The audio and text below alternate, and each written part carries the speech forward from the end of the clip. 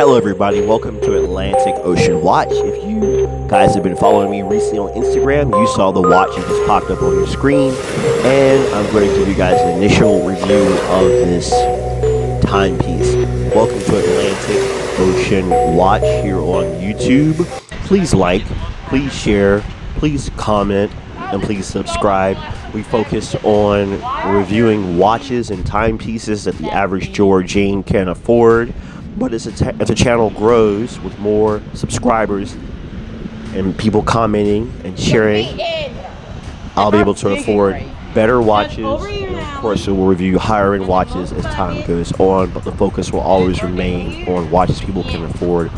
This watch I picked up, you can see what I paid for it there, pretty inexpensive. And I've had some problems with the watch. For example, a little buckle thing there, there's a second one, it already had fallen off.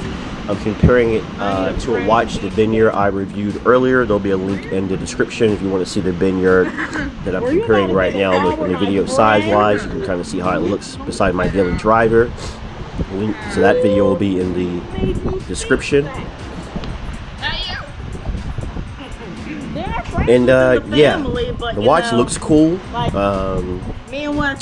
But it has some issues that I'll get into with you guys here in just a moment. Again, please like, comment, and subscribe. Welcome to Atlantic Ocean Watch here on YouTube. As my niece and I bury my nephews in the sand. That's wet. It's quicksand, run! Oh my goodness. Alright, so first problem with the watch is there's really no back. There's a small back over the actual timepiece itself, but the entire back, as you can see, it's pretty open. There is a little bit of water protection, but not a lot at all. And by this point in the video, the pins for the strap had already come undone once. And I'll tell you more about some more of the troubles with this watch here in just a moment. And then I looked over, he put the stand in there, and then he immediately looked away. Well, people don't want to see me.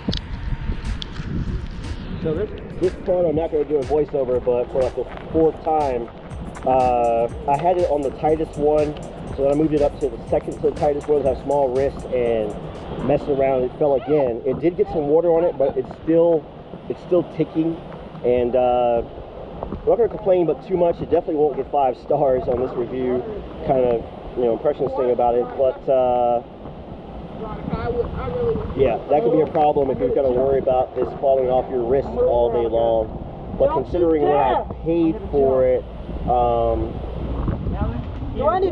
I'll tell you in a minute what I'll give it as far as clock reading. I'm putting my other watch back on. I'm gonna kill him. He jumped it. Anyway. So this is gonna be Alan's seat right here. So I put the other watch back into my Rush 12, and I've got my daily driver on. That one, this has been out here on the beach, moving around some. I had it again as tight as I could get it on my wrist in the very last hole, because my wrist is so small, so it'll fit.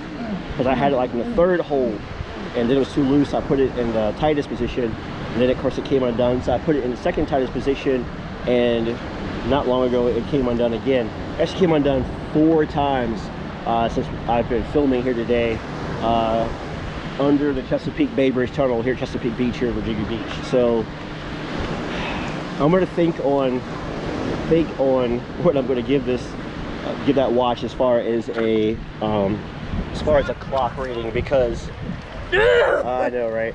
Because it's not very, I'm keeping in mind how much it costs. I'm keeping in mind that today is what, June the 7th 2020. This wasn't supposed to get to me until June the 21st, I believe, 2020.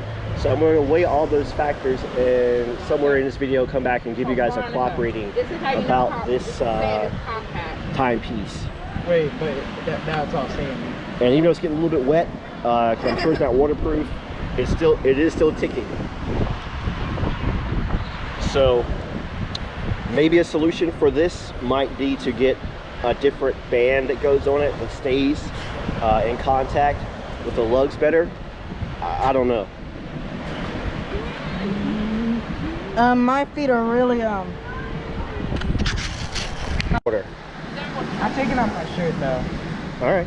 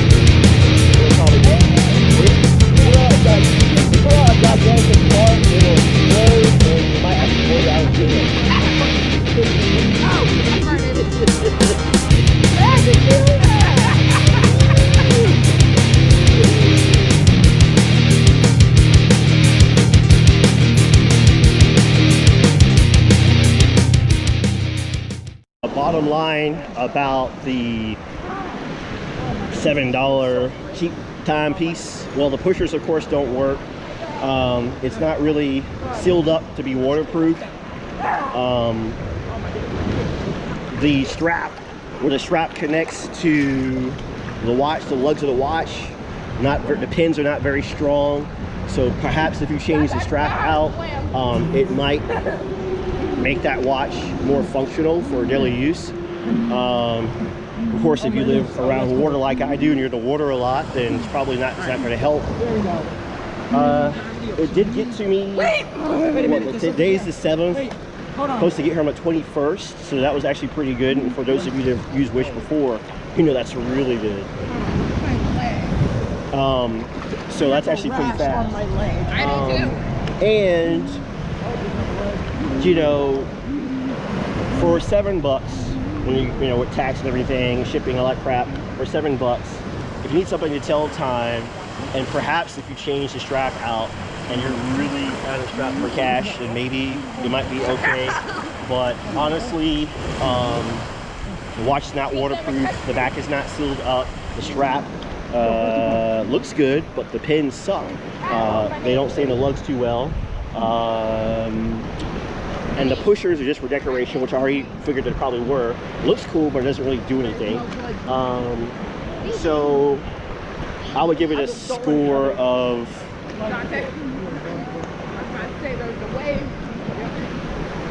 2 clocks would be my score. I'd give it 2 clocks. So that being said, again, if you could change that strap out to make it fit better, there might be an okay watch for just telling the time and nothing else.